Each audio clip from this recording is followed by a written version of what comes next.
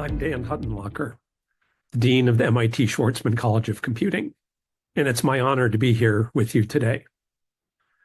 Wanted to make a few remarks about the age of artificial intelligence and our future as humans in an AI age. I'm going to start with a very simple question, or simple sounding question. What is AI? We're all talking about it. What does it mean? Well, we could start with a definition like technology for making decisions, predictions, recommendations, or for creating content such as text, images, audio, and video. And at the beginning, that sounds pretty good. But we've had all kinds of computing technologies for making predictions and decisions and recommendations and generating content for a number of years, some of which one might not think of as AI. So what's different? What's different now is that these technologies are trained to perform a task rather than requiring precise human-written instructions for that task. And that's what's enabled by machine learning. The history of technology, not just digital technology, is a lot of painstaking human development of that technology, whereas these technologies actually learn automatically from data. This produces results that are imprecise, that are adaptive, and that are emergent. And these three properties, imprecise, adaptive, and emergent, can make AI technologies feel very human-like, although they are not human. So one of the ways that I think is useful to think about AI as we think about its impact on society more broadly, but also its applicability in business and in every walk of life. So AI is a little bit like a funhouse mirror. AI is a little bit like one of those mirrors that you might look at a carnival that gives you an altered view of the world, makes people look thinner, makes people look fatter, makes them look happier, makes them look sadder. It's not inherently good or bad, but because of the extent to which it reflects the world in a different way often than humans do, we have to be very attentive when we're developing and using AI. Often there are calls to be timid about using AI, or the opposite, to be audacious about using AI. I think that the prudent course, the course we should be following, is being very attentive, being neither afraid of AI nor just assuming that it's going to bring universal benefits. So, for example, when we're developing AI and using AI, it can produce good outcomes or bad outcomes depending on factors that are within our control as people who are developing and deploying that AI.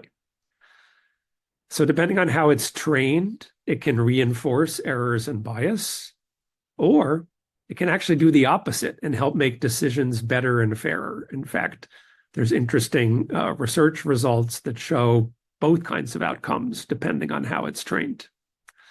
But it's not only the training, which is done by whoever's developing that AI. It's also depending how it's used. So for example, in the healthcare arena, if you use AI collaboratively with doctors and other healthcare professionals, it can help produce better health outcomes and more equitable health outcomes. But if you use AI as an expert, it can often end up the opposite. So AI is fundamentally affecting human identity. For centuries now, people have understood the world in two ways: human reason and faith in the divine. But AI is neither. It's not human reason. It's a new kind of intellect. It's something that adds a third way of understanding the world to human intelligence or human reason and the divine. And this really raises fundamental questions about what it means to be human. It can make us feel very uneasy about AI, but it's important to distinguish this uneasiness from actual risks that need to be addressed. It's very important when working with AI to constantly remind oneself that AI is not human. And this is because it really can appear to be, but at best it simulates humans. And in fact, in doing so, it doesn't have really fundamental human aspects, doesn't have human values, human intention, motivation, emotion, morality, judgment, things that are beyond intellect, beyond the sort of actions that we take, what motivates those actions. But given how human-like AI can appear, it seems unavoidable that we anthropomorphize it. In fact, many of us anthropomorphize our pets already. And so this can lead us to putting too much trust in the AI and thinking that it's human and that it's engaged in the full range of human understanding. It's also very important in deploying AI to look at how it affects human agency. That is, humans, are they being enfranchised by the use of AI? Are they being enlightened? Or conversely, are they being misinformed or disempowered? This is not something new to AI or something new to digital technology, but it's much more fundamental now because of the nature of AI and the fact that it seems so human-like. But when we look at mechanization over, decades and even centuries, it's exactly the same set of issues around human agency. If you think about working on an assembly line, that can be very disempowering individually, but often those same technologies, when they're power tools that you can use in your home, become greatly empowering. As an example of AI, when you think about driver navigation using AI for route planning and to help you predict the best way to go, this can be very empowering or disempowering just depending on how it's used. As an individual driver, it's another source of information. You still have power and control.